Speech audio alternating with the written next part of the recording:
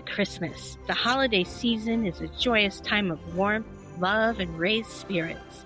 Excited car rides, sledding on steep snowy hills, impromptu and good-natured snowball fights, warm mittens and scarves, and of course, who could forget hot cocoa by the fire? But as the sun sets on a snowy landscape and the fire begins to die, sleepy children are tucked into their warm beds and homes fall silent. Outside, the wind blows fiercely and the damp turns to ice. In frozen darkness, monsters begin to prowl. The frost won't be the only thing that bites this Christmas season. Welcome to a special holiday edition of Rebel Road Snacks. Merry Christmas, everyone. The whole month of December, Mary and I will be sharing chills and thrills as we dive into some crazy lore and tales surrounding the Christmas season.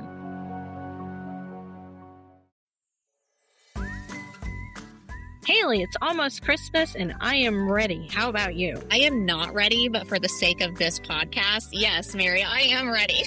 I hear you.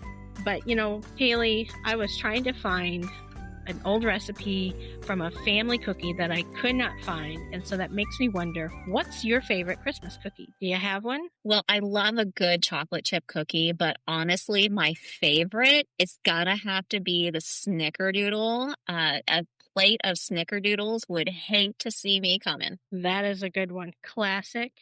And, you got to have a cup of ice cold milk, don't you think? Of course. Absolutely you do. Yeah. And you know what milk reminds me of in a weird and unusual way? Weird and unusual? No, what? The Dairy Fairy. The what? The Dairy Fairy.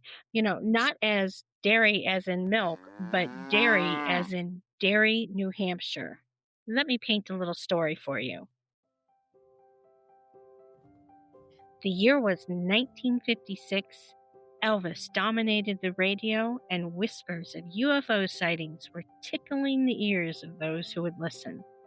But on this day, the snow gently falls, and the temperatures too. A local woodsman named Alfred ventured in the woods to harvest Christmas trees for the upcoming celebration. The snow was deep and beautiful, and he worked slowly and methodically, finding the perfect Christmas trees to cut down. The smell of pine and fresh snowy air was crisp and sweet, and not paying attention to his surroundings, Alfred was taken aback when he glanced up, and to his amazement, a little green creature, only about 2 feet tall, stood silently staring at him. Alfred would later call the creature neither animal nor human, but something new, a thing. His or her skin was bright green and wrinkled much like that of an elephant. Its head was dome-shaped with ears that hung down like a basset hound, and on its face were holes where its eyes should have been. These eye openings were covered with a clear film like that of a snake or a reptile, and it had only 2 slits for its nostrils. Extending out from its naked torso were short little legs and arms with stubby hands and toeless feet. The man and the creature watched each other for about 20 minutes, when at that point, Alfred decided his friends would never believe the sighting of a little green creature in Derry, New Hampshire. They thought he would think he was lying or crazy, and perhaps had had a little too much to drink while working in the snowy forest. So he steadied himself, moved closer, and jumped on the little creature, hoping to capture it. Immediately, though, the tiny creature began to scream so loudly and with such might that Alfred became terrified and ran away. The little green visitor was never again seen in the woods of Derry. So, what did Alfred encounter in the woods? Was it a curious wood elf or nymph? Or was it an extraterrestrial visitor? What do you think, Haley? I don't know. Kind of sounds like a troll. Kind of sounds like an elf. Kind of sounds like a little fairy. Right?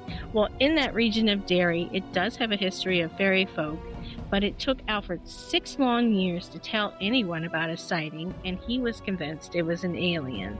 So he reached out to a prominent ufologist of the day, Walter Webb, who agreed with Alfred that it sounded extraterrestrial. And that is how we're going to start this edition of Road Snacks. What a fun little story. I mean, who doesn't love a little wrinkly creature? I guess, well, maybe not all little creatures. So I guess maybe it's my turn to share a little tale.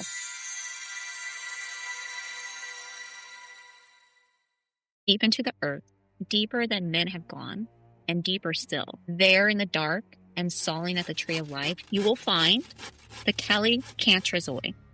Small, hairy goblins with goat-like legs, glowing eyes, horns, and hunched bodies with sharp claws.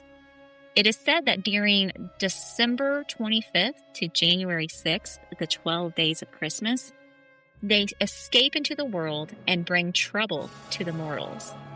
The Callie come down the chimney at night to urinate on the fireplace, spoil the food, water, or wine, break furniture, devour the Christmas pork, which is their favorite food, and terrorize people. It is even said if you're caught by one, it will force you to dance until your legs give out. But fortunately, for us mere mortals, the Callie are easily distracted and confused. They hate fire, so keeping a fire lit in your fireplace most certainly keeps them out.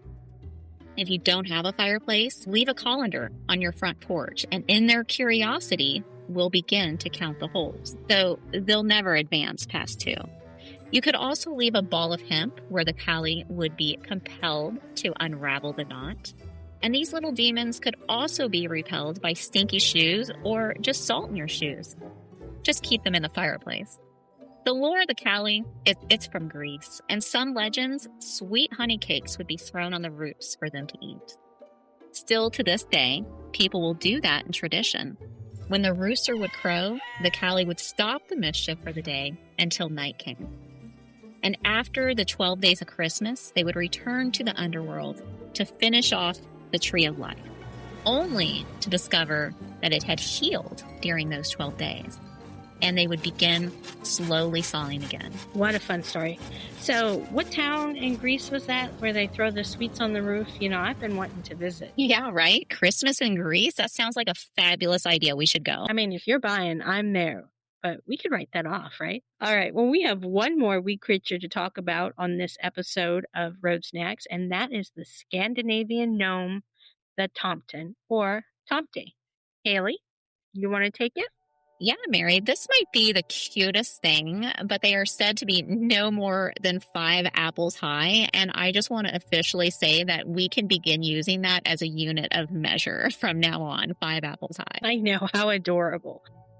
These little beings were said to be mostly old men with long white beards who wore gray robes and red wool hats. The Tompty is an essential part of Scandinavian folklore. He's a little gnome of sorts, dedicated to one home or farm, looking out for the farm animals and children of the place, pattering about by night unseen, checking on everyone's welfare. Love them already. They are said to move silently, sometimes leaving footprints in the snow, and they speak to the animals and children in a silent language that only they can understand. The Tompty are believed to be generous spirits that would visit farmsteads during the darkest time of the year, winter solstice, and bring gifts and blessings to those who honored them. The Tompty evolved into a symbol of the holiday season, embodying the spirit of generosity, goodwill, and the magic of winter. And to honor them, the farmers would leave offerings of porridge or milk for the Tompty as a gesture of goodwill and gratitude. This would let the Tompty know that they're welcome, and it was believed that ignoring to appease the Tompty could result in mischief or misfortune upon that homestead or farm. Although the Tompty are known for their benevolent nature, they also have a mischievous side and enjoy playing pranks on unsuspecting humans. Like the fairies, they can have a temper if not treated fairly and can cause mischief to the family, such as tying shoelaces together and hiding needed things. The Tompty love horses most of all, and if a Tompty braided your horse's hair and tail, you best leave the braids in, for if you took out the braids, a curse of bad luck would befall you. And if you didn't show them respect or honor, and if you made them mad enough, they would tie the tails of livestock together and in some cases kill livestock and household pets with his poisonous bite. And they would bite you, and that bite could be fatal, as no mortal cure could be found. Well, that escalated quickly. So much for adorable. I guess it's best to just leave all the little creatures alone and give them their space or their porridge. Right? And it's a good thing we don't live in Sweden. But what cute little critters for everybody to be terrified of this holiday season. Yeah, Sweden is so lovely. But all right, everyone, I hope you enjoyed our first Rebel road snack of the season. And stay warm. Stay wild. And join us next time. Bye. Bye.